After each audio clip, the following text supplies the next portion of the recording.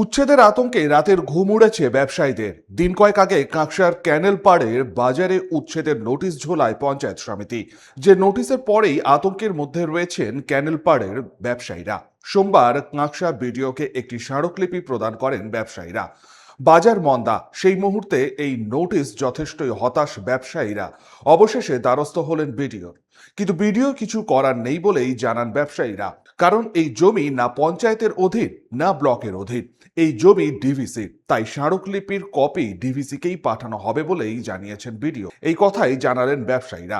Sir আশ্বাস দিলেন কি বিডিও স্যার বললেন এটা পঞ্চায়েতের ভাঙা অক্তিয়ারে নয়, আর নাই বিডিও স্যারের নিজের কাছে আছে।